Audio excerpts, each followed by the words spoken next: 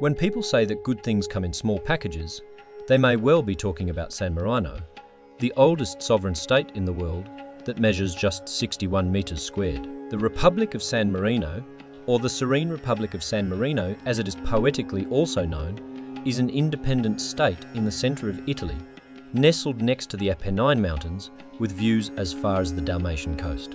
San Marino is the third smallest country in Europe, after Vatican City and Monaco, but you will find everything from forests, fortress towers and shopping malls to medieval markets and Olympic stadiums in this quirky and unique part of the world. In this video, we will take you on a journey through the top 10 best places to visit in San Marino.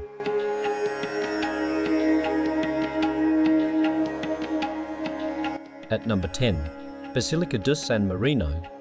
Dating from the early part of the 19th century, the Basilica di San Marino was actually built upon the remains of a Roman church that originally stood in the 4th century. The basilica is famous for housing the bones of the patron saint of San Marino, Saint Marinus, which are stored in an urn, and there is a high altar that features a statue of the saint. The basilica has 7 altars in all that are ornate and intricate in design, and visitors should also take the time to explore the paintings within Basilica di San Marino, which are exquisite in their craftsmanship.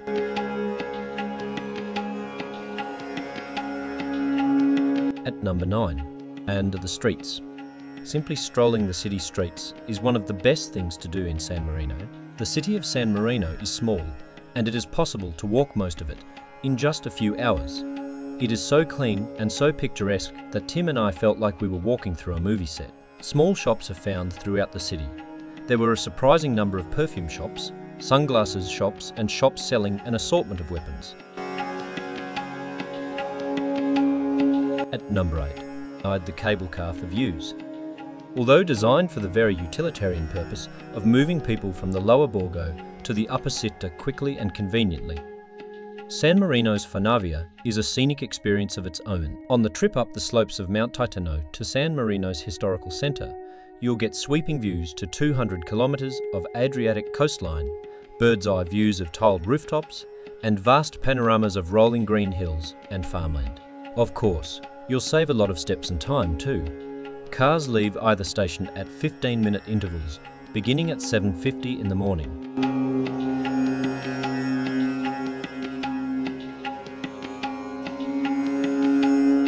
At number 7, Museum of Curiosities. Certainly one of the quirkiest and most entertaining things to do in San Marino is this collection of strange objects and peculiar inventions and their stories. In the collection of about 100 objects are 60 centimetre tall, wooden clogs designed to wear during Venice's high waters, the world's longest fingernails, a 1700s German mousetrap, a trap for fleas, a 17th century hand pump shower, a nose watch that works by creating smoke of different scents each hour, and silver covers to protect the long fingernails of Chinese mandarins. The exhibits are well labelled to provide fascinating glimpses into history. There are displays about unusual people too. The world's tallest recorded man and its shortest woman. Even the free transport offered to take you from the municipal parking to the museum is interesting. A 1913 Ford motor coach.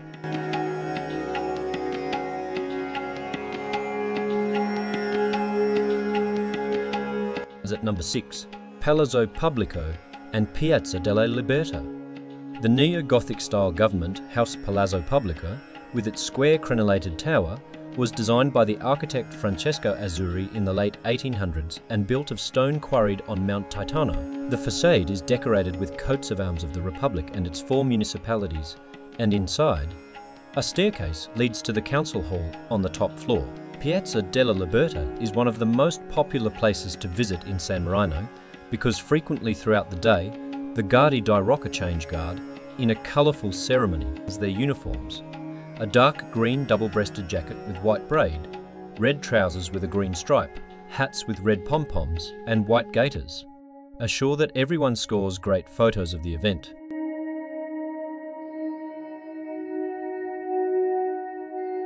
At number 5, Montegiardino.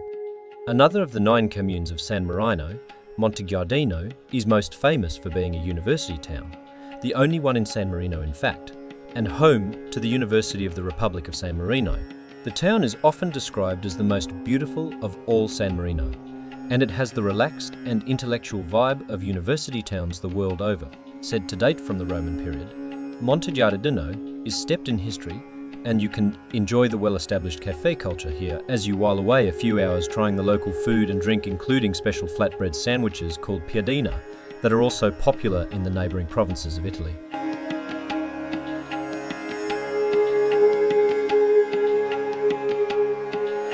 At number 4, Mount Titano. Aside from the main path that leads to the tower, there are other marked walking trails that take you through picturesque and lush woodlands that give you a different perspective to the more crowded city centre down below.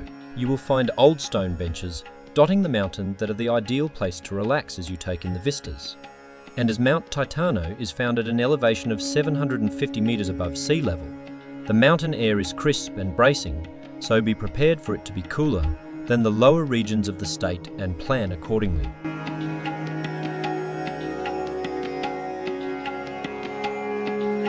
At number 3, Ferrari Museum.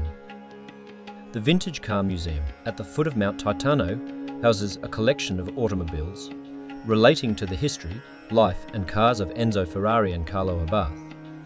You'll find sports cars, Formula One and cars belonging to famous people, including the first Ferrari Spider designed by Pininfarina and owned by Marilyn Monroe. Among the 25 Ferrari cars dating from 1951 to the present is the most famous of all, the 250 Red that won 3 World Championships. There are unpublished photos and mementos from the history of competitions, races, and the sport successes and life of Carlo Abarth.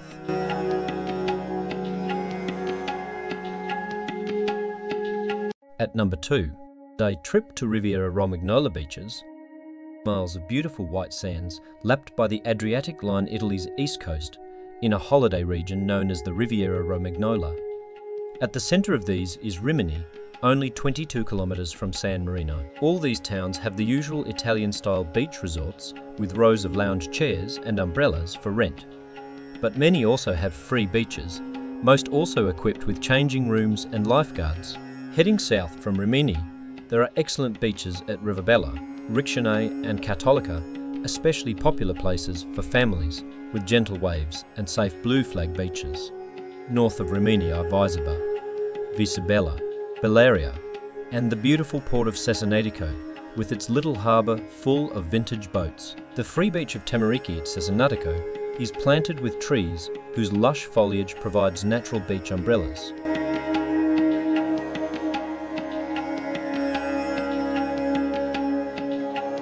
At number 1, Rocca, Guaita and Torre Cesta. Perhaps the best known of all of San Marino's attractions, Rocca, Guaita and Torre Cesta are 2 fortress towers situated on ridge at the summit of Mount Titano.